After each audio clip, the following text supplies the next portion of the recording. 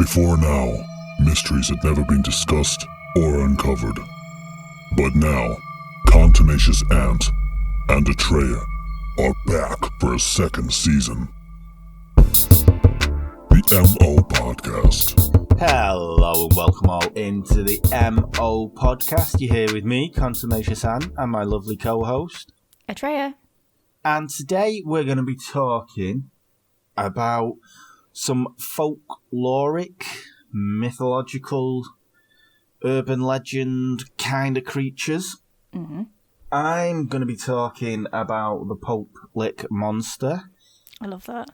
And you're going to be talking about... Slenderman. Slenderman.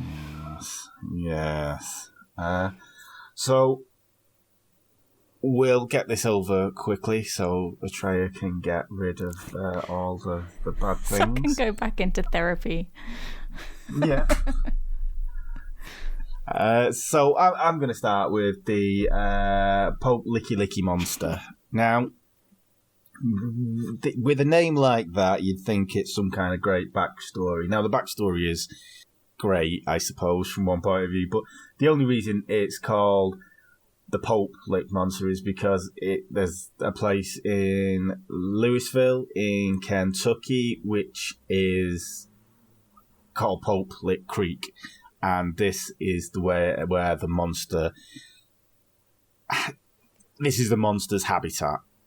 I have no idea why it's called Pope Lick Creek, and ignorance is bliss on that one. I don't want to know what went on, why it went on, and how many popes were licked.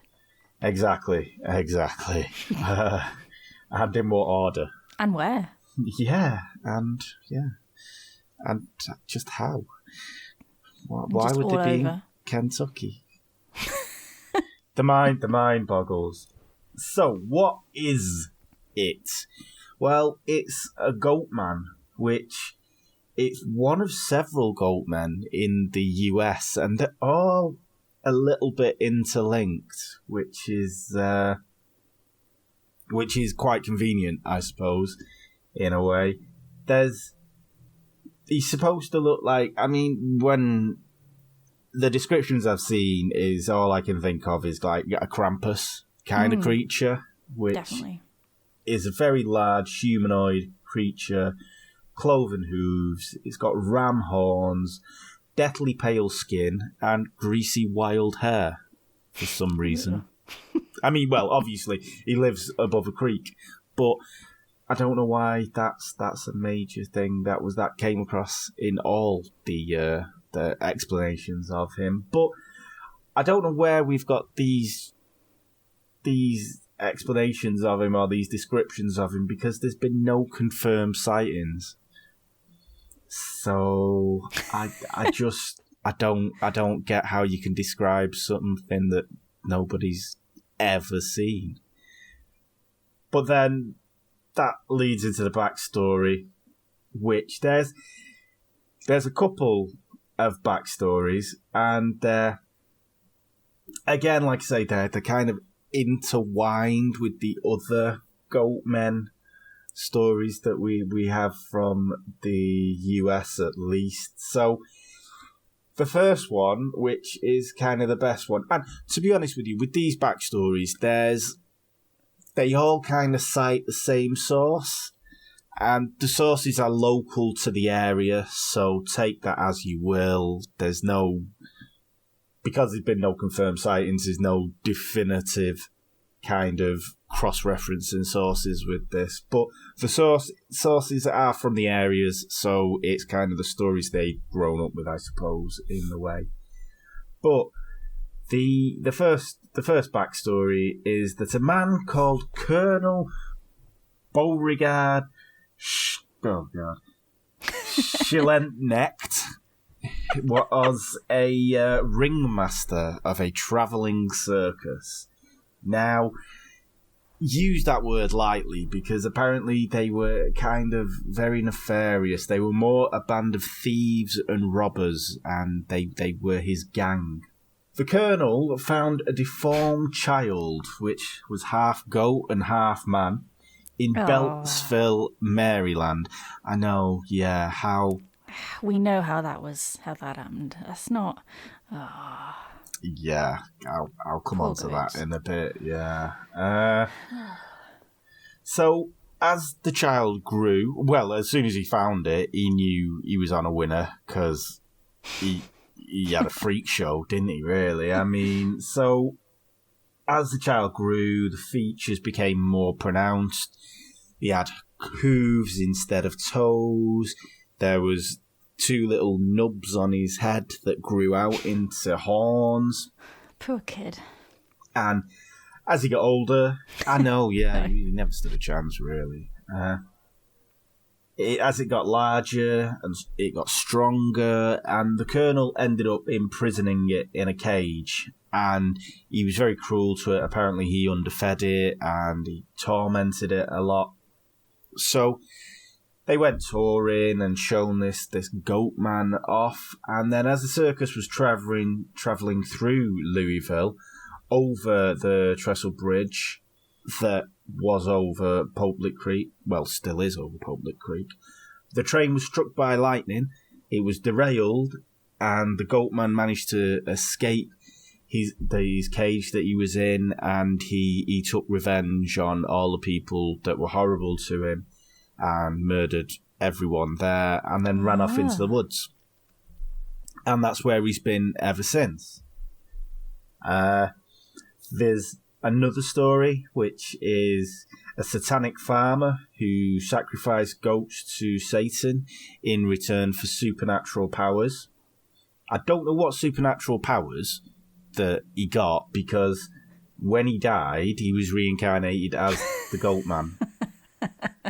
So they mustn't have been like that great. Obviously, immortality wasn't one of them. The ability to tap dance without the need for tap shoes. Do you know what? It probably... Hooves. Yeah. Or maybe you could just create goats and then just keep sacrificing them, because quite expensive. Is sacrificing goats not just standard to the devil? It's not like a special thing, is that not? Is that not standard? I'd say more whatever you can get your hand on, really. Whatever's... Because I would have thought, like, firstborn children might have been a bit more special. But goats, I just kind of think goats and cats are pretty, you know. Like, the devil's like, oh, thanks, I've got another goat. Cheers, because needed more of those. He's, like, in the middle of a herd. Yeah, but he's only going to have one firstborn. He's got loads of goats. He's a goat farmer. So, he's got them on hand. You know, you can just go, there you go, there's another one, Satan. And I truly believe that Satan's like, this guy don't get it. I want special things, not shit you're making. Like, why don't you just give me some of that cheese? I love a bit of goat's cheese. Oh, God, yeah. Me crackers. Well, yeah, though. Like, you know, like when you see a big tub of gummy bears and you think, oh, I'm having it, and you start eating them and you get a quarter of the way through and you're like, I'm going to end my life if I have to eat one more gummy bear because my stomach just can't take it anymore. I feel sick. I've got the sugar crash coming. I just feel really, really goddamn awful. But there's still hundreds of gummy bears left in that tub. I kind of feel like the last thing Satan wants is any more fucking goats. So I've had my fill of goats. I'd have to agree, because obviously I think it's not just one guy doing it. There's quite a few people that worship Satan, isn't there? So he must be... It's standard. Hell must be backed up with goats. He's up to his eyes in goats. Come on. I need to fit in all the bad people down here as well. Standing room only at the minute. He's been feeding them to the goats just to make space. Oh, yeah. But this rumour about satanic farmer it came about during the mid-70s because apparently there was satanic cults in the area and they were actually doing rituals in a nearby farm. And apparently cats and dogs in the area were going missing. They thought that the Pope Lick monster was the embodiment of Baphomet, which is the god of Mendes, which is kind of what the Knights Templar turned to worshipping, and that's why they were banished, or that's why Assassin's Creed's after them now. So I believe. But yeah, and then the third and the final backstory is that a farmer fucked a goat and raised it in a cage. Which, of course, is the story that everybody instantly thought of. Yeah. When we heard about a man goat. Yeah. So that's there's not much thought gone into that one. It's just a farmer fucked a goat and kept the bastard offspring and raised it in a cage. Well, I imagine the goat probably didn't want anything to do with it, so somebody had to raise it. Yeah. So the first two stories are kind of interesting because there is a Maryland goatman, and that does wander around Beltsville, which is where apparently the public monster was found. The backstory to this one is a scientist was performing experiments on goats at Beltsville Agricultural Research Centre, and obviously, like all demented supervillains, he decided to mix his DNA with goat DNA and turned into the Goat Man. Oh, okay. When you said, like, doing experiments, my brain instantly just... Out the gutter. Come on.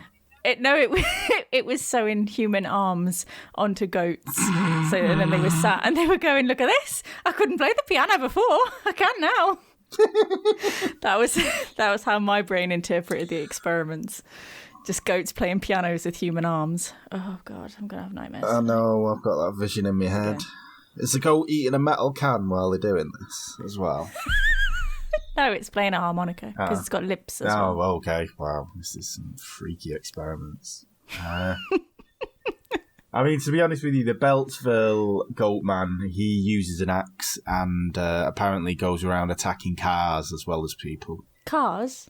Yeah, so there's kind of like the old cliche 1950s Lover's Lane couple who were attacked by this Goatman, and he struck the car several times before they were able to drive off. Why did he need an axe? I don't know why he needs an axe, but apparently he had an axe, so...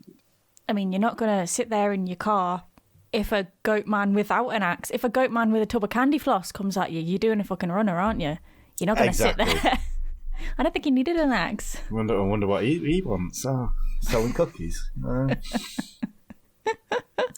So yeah, and then there's another goat man that is kind of entwined with the satanic rituals, which is the Goatman's Bridge of Old Alton in Denton, Texas. Now, if you've ever watched the Ghost Adventurers, they had an incident here, and as much as I'm all one for expressing your feelings and everything, but that Zach lad cried like a little girl who's lost a favourite princess dress during this, I'm going to say quote marks, investigation, because it's the Velociraptor priest acting in this one, in that adventure. It's a great movie. Yeah. Oh. You really hate Zach, don't you? It's not that I hate him. It's just he starts strangling himself and doesn't know why. And it's you can't self-asphyxiate. There's no way you can strangle yourself. Your body would kick in over your mind. So it's just not even, it's one of the only things, you can't drown, you can't strangle yourself. But I think you should tweet Zach personally and tell him. Well, maybe I will. So the story with the old Alton Bridge Goatman is that there was a gentleman called Oscar Washburn who lived near the bridge, and he was a goat farmer who happened to be black. You'll understand why I mention the colour of his skin as I get through the story. He started raising goats and he was selling them in the local area, and he was very successful, and he got the nickname the Goat Man. And he put a sign up on the bridge that said "This way to the Goat Man's," and the local clan didn't like that at all, so they threw him off the bridge in a lynching. Wow. And as they threw him off the bridge, they all were laughing, and then they went to look, and there was no one. There was just a noose swinging in the breeze. There was no one there. There was nobody. So the KKK panicked and did what they do best and went and slaughtered all the black people in the area, which was his family, unfortunately. And now Oscar, in goat form, or goat man form, haunts the area. Again, there's a lot of satanic cults in this area, and they do rituals in the woods, and they worship the goat man. And apparently pet shops, again, stopped selling cats and dogs in the area because of all the bodies that were being found. It's always cats and dogs. I know. See. No one raises goats anymore, so probably the reason. It's probably true, yes. Yeah. I mean, obviously it's all bullshit, but the thing is, with the actual Potlick monster, where he's supposed to be sighted is on a railway bridge, which is a trestle bridge, and it's 230 feet, I think, and it's 90 foot, 230 feet long, 90 foot in the air. And if a train sneaks up on you, then you are going to die. Apparently, the Goat Man kind of lures you over the bridge with maybe a siren song, I don't know, but he lures you there somehow and waits for you to get hit by a train. But I don't really think that's the case, as a train engineer called Wayne Gentry, who worked on that line, has been involved, or was involved, in 43 collisions in 34 years. What? Working on that line. Yeah. So it's kind of a tourist trap.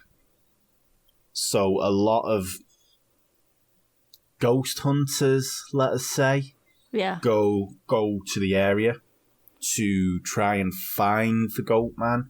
And because it's on this bridge, there's no way you can get off. I mean, I think we've all seen Stand By Me, where with the train and they're running over the tracks. It's not really like that in real life when a train comes, because it's a major train route in and out of Kentucky. So they haul freight there, and there's a lot of weight behind it to stop it. So the trains are going quite fast coming down this stretch, and if you're stood in the middle, you've got nowhere to go, really. Poor Wayne. After maybe 2 collisions, I'd have been like, I'm changing jobs. 43, and he's still working there. Yeah, I mean, I don't know whether that's just Wayne. Maybe he's hardened off to it now. Yeah, I mean, but that's just one driver on that track, and there's apparently 15 to 24 trains go down that line every day. So there could be more. Mm-hmm. I know that there was a film released in 1988, a 16-minute film, and I'm not paying $3.99 on Amazon. I'm sorry, but I kind of know what 16-minute films made by amateur directors look like. So there's been no confirmed sightings of any goatmen? No confirmed sightings, so it's just rumour and folklore. Yeah, to be honest with you. I mean, the one that everyone cites is the thing that I sent you yesterday, which is a company that has horror attractions in the Kentucky area. So, bit like the Christopher case, where if someone comes in wanting to buy crucifixes, you're going to sell them crucifixes. If someone comes to Kentucky to see the goat man, you're going to sell them a goat man kind of thing. So it's not really a thing of this is the police reports and evidence and such things like that. It's just word of mouth. I mean, the only thing you could actually say about this source is that it is actually from around the surrounding area of Louisville. So I assume it's one of them that you've kind of grown up with. Everyone kind of has a monster in their area, you know what I mean, or you know about. So it's just, it is like all demons kind of thing. Like they live in your head more than they live anywhere else. And I think the thing with all three of these is if people are willing them to exist, then they're kind of going to exist in their own head, even if they don't. It's like with kind of anything with ghosts and stuff. If you want to see something, you'll see something because you've persuaded yourself to see it, which kind of brings us on to your therapy. Slenderman.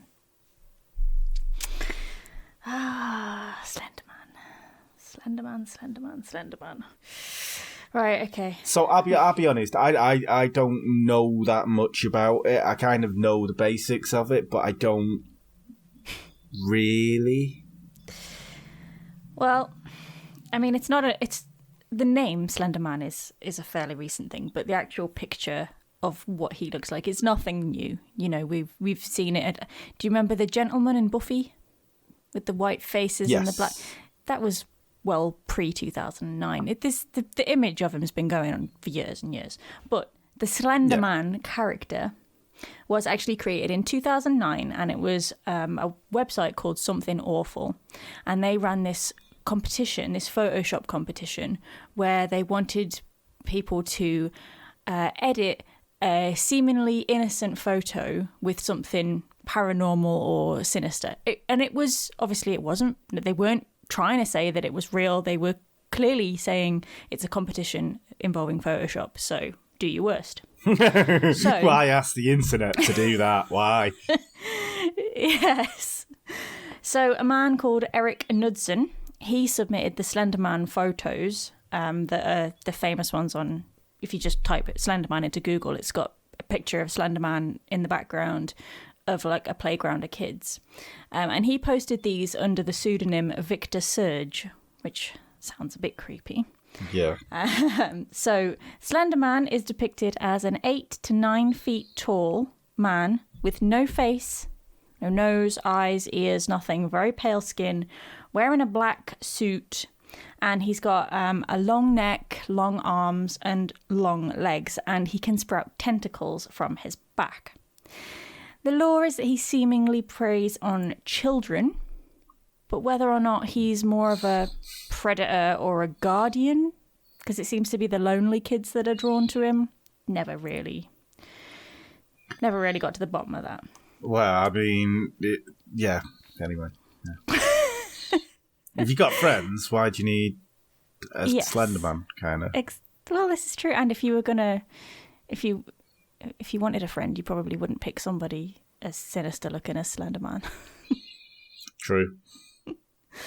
So, there actually have been real life sightings of Slenderman.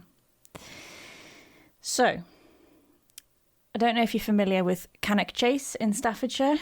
Yeah, I mean, I don't know it well, but what's he doing down there? Well, it's not just him. Cannock Chase has actually long been reported. People have cited various monsters, including Slenderman, but also, and not exclusively, big cats, black dogs, Bigfoot-like creatures, and even werewolves.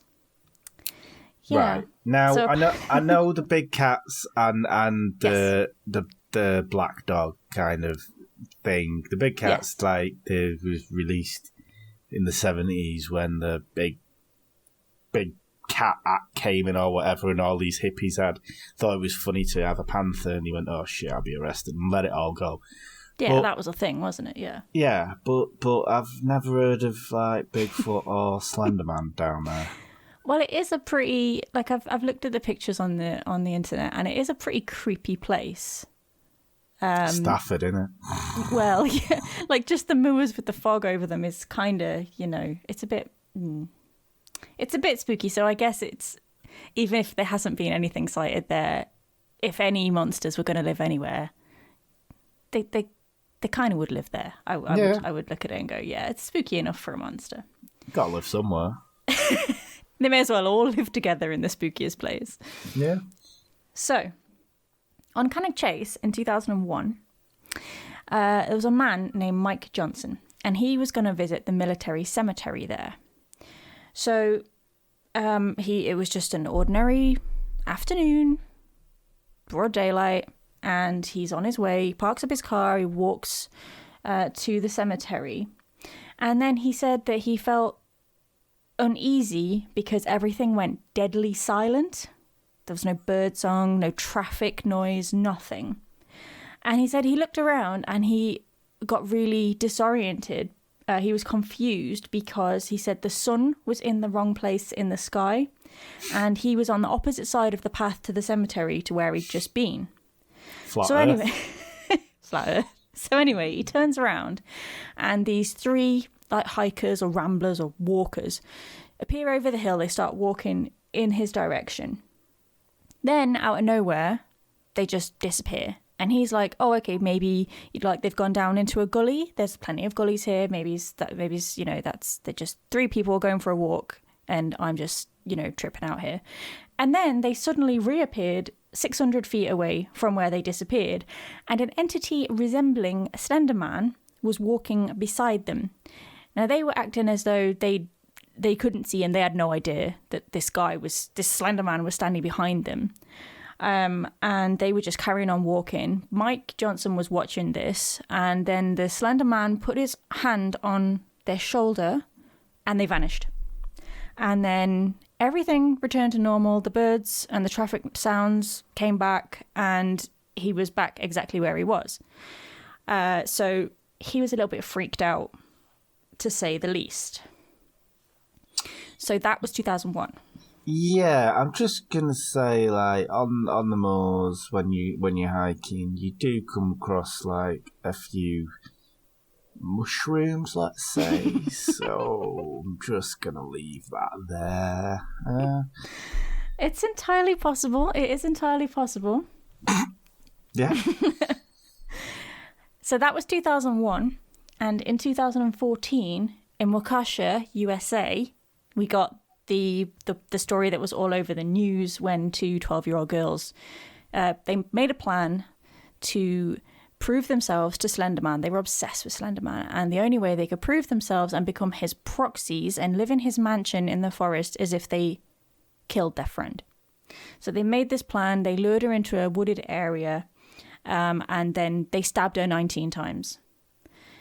Luckily, the girl actually survived, and the girls that did it were caught, and when they were asked why they did it, they said to prove themselves to Slenderman.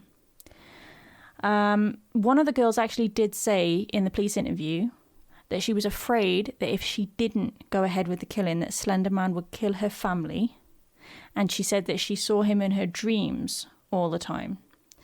However, she was diagnosed with quite extreme schizophrenia. She had multiple personalities. She was hallucinating. She clearly was not in a good place. Yeah. So whether or not you can actually blame that on Slenderman, he might have just been that little push that they needed. Yeah, it could just have been a name for the manifestation that was in her head. Like, maybe that's the name she gave it. Like, you know what I mean? Because in that kind of situation, it's always easier to name something like that, rather than fall back and say, "Well, I'm mentally ill." You know what I mean? Yeah. That's just kind of. I'm not saying it's a get out. I'm just saying it's something maybe she willed into this psychosis or this schizophrenia being Slenderman. She knew what Slenderman was, and it was easier for her. Well, that's the thing, is that they knew that the creepypasta website, which is where all the Slenderman stories originated from, it is just, that's it. It is just a story. It's a fictional story website, and that people just post scary stories on there. So they knew that this wasn't real, but they truly, it sounded to me like they did believe that it was real. They believed that Slenderman really was a real thing. And they took it very seriously. So that went all over the news in 2014. So you had Slenderman sightings and things like that after Eric Knudsen brought him into the world in 2009. Then in 2015, after the previous year's stabbing and the Slenderman story being all over the news, then you had more sightings. So I shall return us once again, to Cannock Chase. Jesus. Is this where his mansion is then? I think maybe. I never thought about it like that, but maybe. He's house sharing with Bigfoot and the big cat. He might live in the fort because there's an Iron Age fort, well, the ruins of an Iron Age fort apparently on Cannock Chase called Castle Ring. Maybe he lives there. Could be. Because there was a witness, and you'll like this, right? A witness reported seeing a dark humanoid figure, which they likened to Spring-Heeled Jack, rise up from the centre of the fort, hovering in the air, and then they approached the witness, eyes blazing red and fangs bared, and then it dropped to the ground and it was gone. And this person clearly shit themselves and ran off. Clearly, it must be Spring-Heeled Jack because it's a different description, like we had on all the Spring-Heeled Jack's bloody sightings. So yeah, it's got to be. Maybe it was coming towards the witness, trying to kiss them, but they just took it the wrong way, and they saw fangs, and they were like, they didn't realise it was just it was coming in for a smoochy and a bit of a touchy feely. Indeed, playful. Yes. So in and around the Cannock Chase area in residential areas, a witness reported waking up in the middle of the night and seeing a shadow near her closet, which was about 8 feet tall and pale-skinned. Its arms doubled in length and reached over to her before clawing her face. And she screamed and it disappeared. Sleep paralysis. Yes. And the same area, again, Cannock Chase, a witness awoke to see a humanoid figure floating over the bed, red eyes staring into them, dressed all in black and communicating telepathically with them. Which, again, could be sleep paralysis. Or they're clearly putting something in the water in Cannock Chase. In Cannock Chase. Was there like a leak or something? Is there like carbon monoxide leak or something around A there? gas leak, Jeez. definitely. Well, see, I think that so many people were suddenly seeing him around because it was fresh in their heads from the news story the previous year. You know, it was blasted all over the media. Because an author called David Weatherly, he collected several witness reports which describe people seeing the entity now known as Slenderman in their yards and gardens at night. And this was kids as well as adults. And those sightings were pre-2009, so they were pre-Eric Knudsen Slenderman. Okay. Now, this is where we get on to tulpas. So, a tulpa is a deliberate hallucination, and it's an entity that is deliberately created via prolonged thinking about this entity, and you can basically create an imaginary friend that you can physically see. This is not something that you're imagining in your head. You are physically seeing this thing that you have created. And apparently people use them, you know, because they're lonely and they want companionship. Other people use them as a way of tapping into their subconscious for, you know, like if you were applying for a job, like you retain all the information that you've learned throughout your life anyway. You just don't have access to it all the time. So what people have done is they've kind of separated their brain and given bits and pieces of useful information to their tulpa. So like when they're at a job interview or whatever, they're trying to remember all the shit that they need to impress the interview with, and their tulpa's going, make sure you use this buzzword and this one as well. You remember this one? You learned this one back in 98, but you won't remember. But this buzzword this is key, apparently. Okay. So apparently there is a, if you go on YouTube and you type in tulpas, there are a lot of how-to videos, how to create a tulpa. And the tulpa community, which has their own Discord server, by the way, they are quite serious with the term tulpamancy.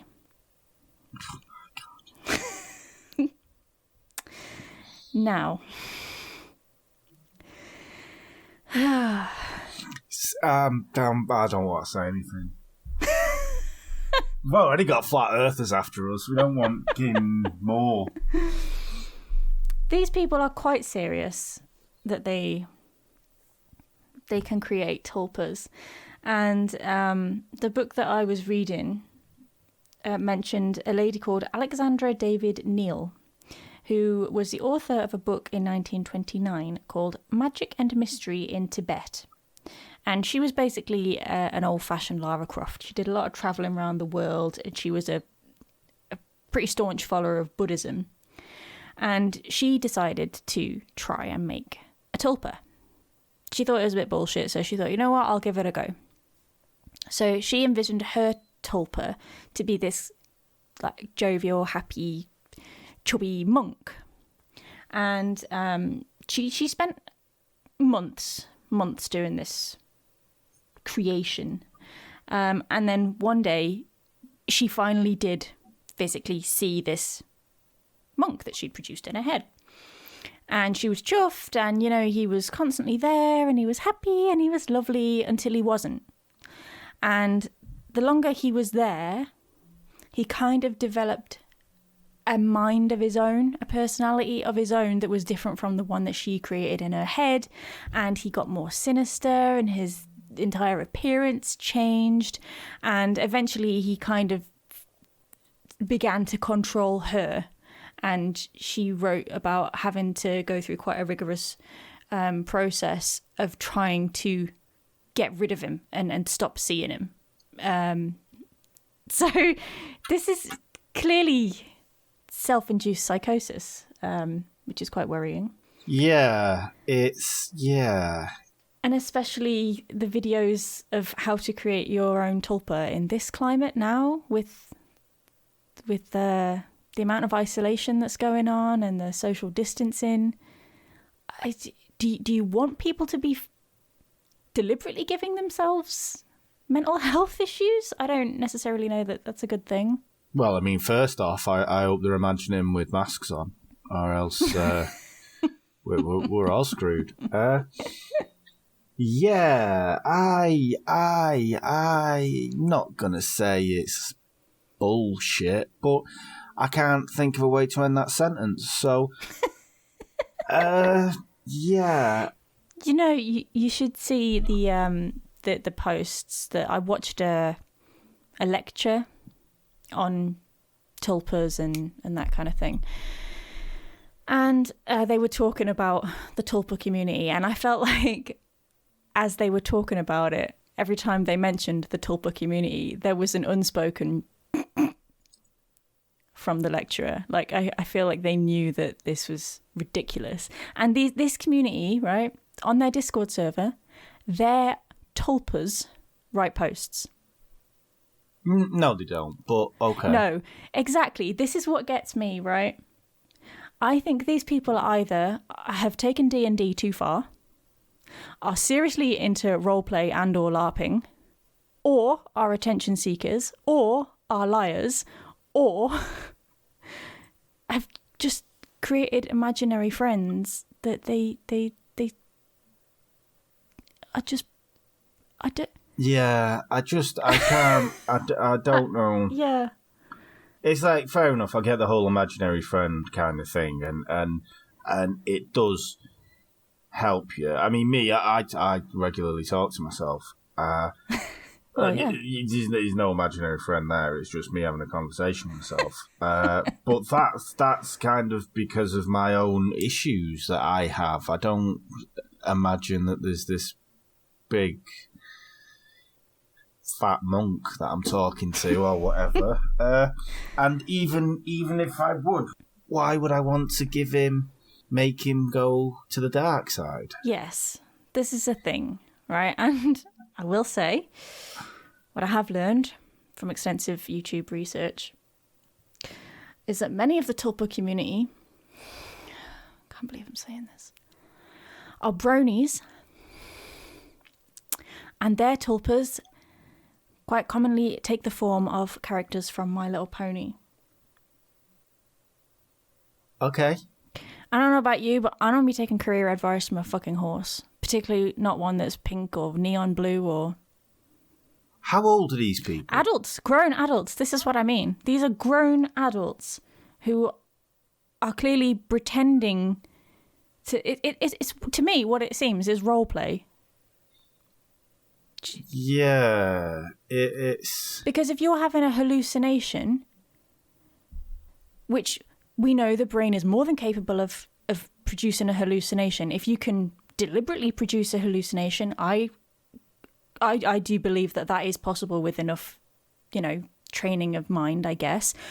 But that's all it is. It's a hallucination. It can't physically interact with your fucking keyboard. It can't type a post. No. And I think what the people who are engaged in this kind of community are thinking is that their tulpa is living inside their head and sharing their body as well as their mind. So they're like, it's almost like a multiple personality thing, which to me is not even remotely the same as a tulpa. Yeah, then it's gone beyond something then, hasn't it? Yeah. Because it's like the film Split, if that's the case. Yeah, exactly. But with a My Little Pony. Yes. See, that's not a tulpa. That's multiple personality. Yeah. That's not the same thing. I mean, if you are familiar with Nightmare on Elm Street, the movie. Yeah. Freddy is a tulpa because he can only affect people in their dreams. And then the more people start talking about him and start thinking about him, and then he's on everyone's mind, he can break free of the dream world and he can live in reality and affect people that way. And in Freddy vs. Jason, they discuss that the only way of getting rid of Freddy is to forget about him. Stop talking about him, stop mentioning his name. They've got people who are on dream suppression pills so that they can't dream about him, and that's the only way to destroy him, is basically make him feel small and weak and tiny, and then that's how they destroy him. So in terms of really truly creating a hallucination, in the 1970s, a group of scientists who were kind of into the parapsychology kind of side of things, they conducted an experiment which I found very interesting, called the Philip experiment. Have you heard of it? Okay. No. Okay, so what they wanted to do was they wanted to basically try and see if seances and mediums and stuff were real, if it was really contacting the dead, or if it was people unknowingly doing these things, like kind of telekinesis, moving cups and things, and creating knocking sounds in their heads and things like that, and basically creating a ghost that isn't real. So what they did was they created a story about a ghost that they called Philip, and they gave him a wife and a backstory, and they all spent a lot of time thinking about him and trying to create this make-believe ghost, see if their brains were capable of doing it. And they had nothing. They tried for months, they had nothing. And then one of them said, what about if we try and do it in like a pretend seance? So they all sat around this seance table, and lo and behold, there was knock-ins, things were moving, and they believed that given the right setting, that you could physically produce a manifestation using your own mind. Now, this is where it gets interesting, because I think that's entirely possible. Of course. And say if enough people all picture the same thing for a prolonged period of time, over weeks, months, however long, and they're picturing the exact same physical appearance, personality, what's to say that people couldn't actually make Slenderman? We're all picturing that we're all reading this story on the news, we're looking at the pictures on Google, we're taking part in the competitions, we're reading the stories, the internet just went wild, and everybody was thinking about him. And then suddenly people started seeing him everywhere. What if we actually did create a mass hallucination? And what if this hallucination, maybe those two girls that stabbed their friend really did hallucinate Slenderman? And I mean, there was the couple that dressed like the Joker and Harley Quinn. They went and killed a bunch of people. They were obsessed with Slenderman and LARPing and things like that. But if you want to believe something that's there, you're going to believe it's there. Yes. Regardless of outside influences. I mean, like the Goat Man. If you believe there's a Goat Man running around the woods, then if you see it or not, you believe it's there. Yes. So, but whether pushing that as to a physical manifestation, I don't think you can will something into existence. No, not into existence, but in a kind of, I mean, when you've had sleep paralysis and you've physically seen something at the bottom of your bed, maybe if you train your mind enough, you can produce a hallucination. It's not real, but it's because you've thought so long about this and you've hallucinated this. So say me and 50 other people have all been so obsessed with Slenderman that I am now hallucinating, full on hallucinating, and I'm seeing Slenderman. Because my brain associates him with evil things, bad things, in my hallucination, he's now saying to me, you need to prove yourself to me, you need to go and kill somebody. It's all in my head, but that doesn't make it any less real when you're seeing it standing there right in front of you. The line is then blurred between reality and fantasy. Do you know what I mean? If you're particularly susceptible to fantasy or to suggestion, you might have therefore edged yourself slightly into the realm of not being able to tell the difference. But then you've put yourself into that position by obsessing over it. So there's no... Yes. I mean, when I've got sleep paralysis, it's never like naked ladies, and that's all I think about constantly, 24/7. But never in one of my states has there ever been a naked lady shimmering up the bed towards me. Unfortunately. But yeah. No, but you know what I mean? If you're obsessed, If you're really obsessed with something, I mean, to be honest, I've been trying for weeks to create the manifestation of the Winter Soldier, but it's not happening yet. Yeah, you know, I mean, yeah, we all have our crosses to bear, don't we? It's always Slenderman. It's never Bucky Barnes. Yeah. God damn it! But then maybe that's because in a maybe it's kind of like a sadist way that it has to be the evil thing rather than the good thing. Yeah. Maybe that's part of it. Maybe it's just, I suppose if you I'm not gonna say like you because you keep seeing Slenderman, but maybe if you're kind of like you're down on yourself, or which is a human trait, it's a human condition. We're never as good as we should be, I suppose, in our own minds. Maybe that's why we're all getting Slenderman and not Slender Girl. In my case, or Bucky Barnes in your case. Yeah, well, I guess people are more inclined to be obsessed with macabre, aren't they? As opposed to... So if something's going to play on your mind, it's going to be something that's sinister because there's nothing that embeds itself more than fear in your brain. Yeah, happiness is fleeting, isn't it? Yes, indeed. Whereas we've got fear and self-loathing locked away in there. But, okay, so what about if Slenderman is real?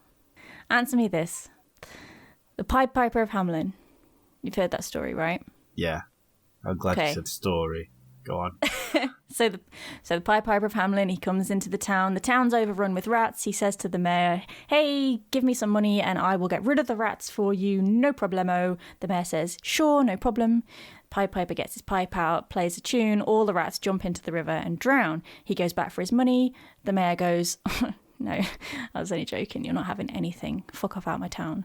The Pied Piper says, "I'll be back." And he comes back, and while all the grown-ups are at church, he plays his pipe, and all the kids follow him out of town.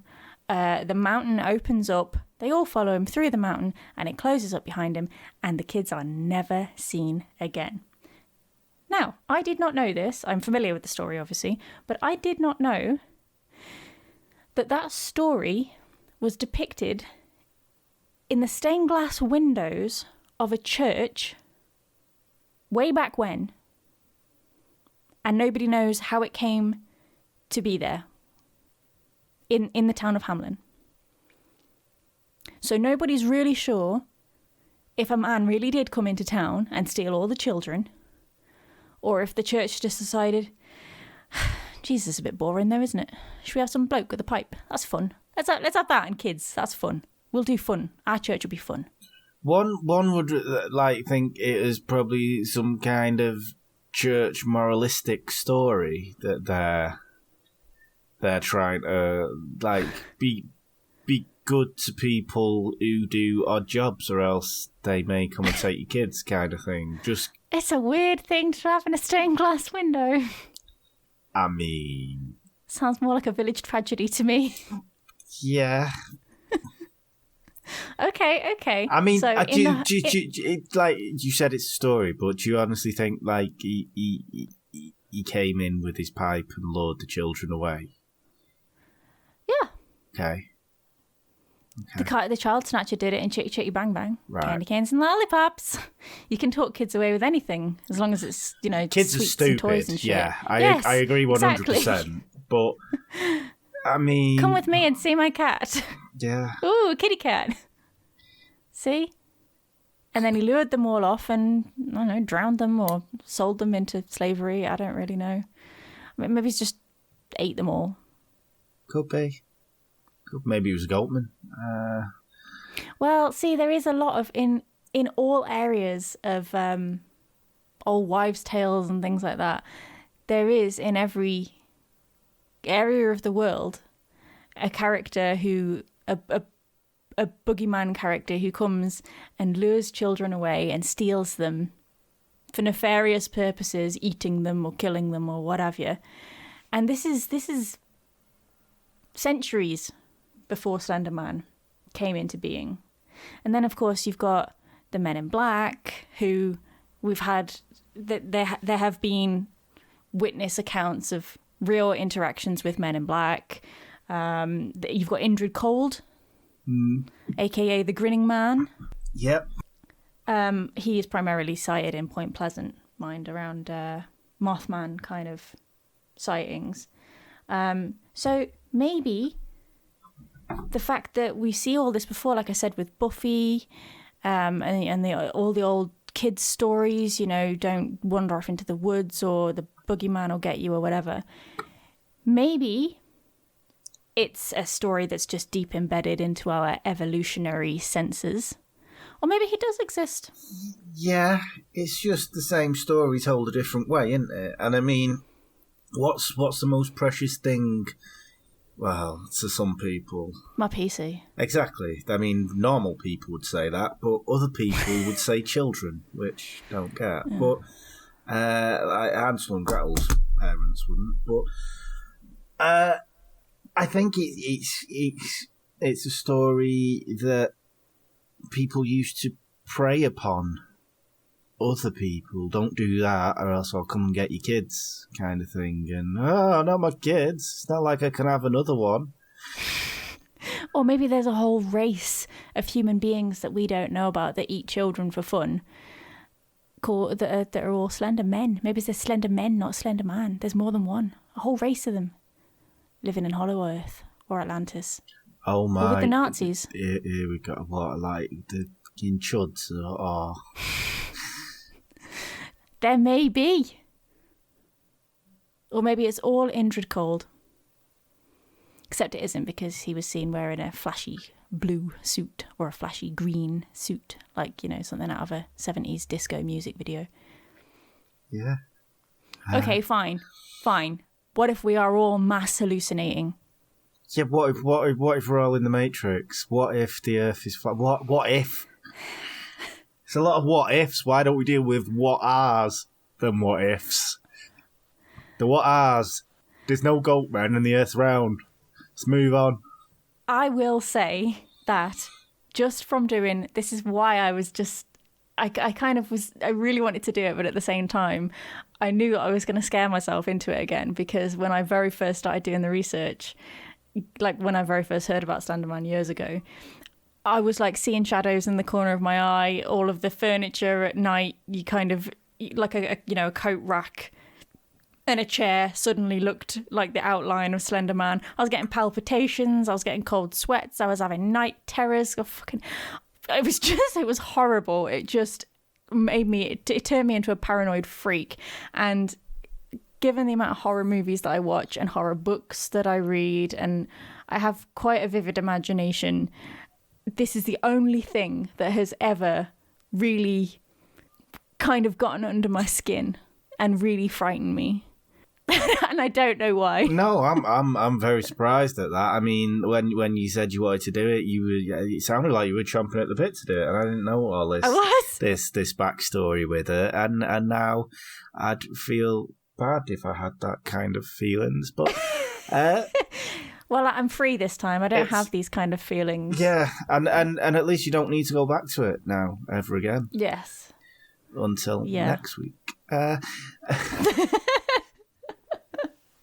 No, yeah, I think these things, I think they were all kind of one and the same thing, and just listening to what you said there about it, and what I've looked at the Goatman, I think they're one and the same kind of thing, as in, if you believe something's there, if you hear about something enough, if you're around something enough, then you're going to hear the rustling in the forest, or you're going to see the thing at the end of the bed, or just out the corner of your eye. You know what I mean? I think if you especially, it's not even about susceptibility. I think we're all susceptible to it at some point. I mean, I know I've seen things out the corner of my eye and gone, could it? No.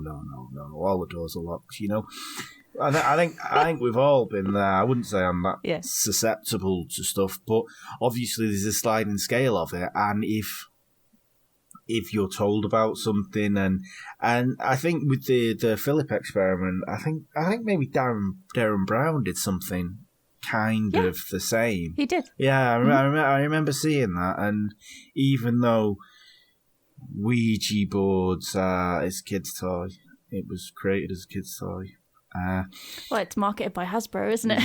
Yeah, and it's about the movement, even though you don't think you're moving, you are moving subconsciously. Yeah, and doing it without realizing it. Yeah, and if you see things start levitating, even though it's done with wires, if you can't see the wires, then you're not 100%. So yeah, I can see how you could easily fall into that trap, but I mean, if you're an adult, just don't watch My Little Pony. That's all I've got to say. I didn't even know what bronies were until last week. Apparently they've been a thing for ages. And now you all know, so we've all got a Treya to thank for that. They probably already all knew anyway. I feel like it was only me that didn't know. Yeah, I'm not going to say, but I know who does know about that. Oh no. The first bloody DM I get. How did you not know they were a thing? Massive in Norway. Nearly went one full episode without mentioning, but there you go. So, on that bombshell, we'll end it there. And what we will be talking about next week, we're going to dabble into the paranormal. I'm going to be doing one of my most favouritist stories I've ever heard about little green men. And it's, I remember first reading it, and it kind of did keep me up at night because it was just so terrifying, so fantastical. But it's the Kelly Hopkinsonville incident, or the Kentucky Goblins, if you don't know what they are. And what will you be doing? I will be doing The Curse of James Dean's Little Bastard. That's not a kid that he refused to take under his wing. That is his car. He called his car Little Bastard. Well, I haven't heard anything about that either. I know you mentioned it a long time ago, and I did say, what now? Real life Christine. Yeah, apparently so. So I can't wait to hear about that. But so that has been the MO podcast with me, Consummation, and me, totally not thinking about Slenderman or Treya. And we will hope to see you next week. Thank you so much for joining us. Bye. Podcast. The MO podcast. The MO podcast.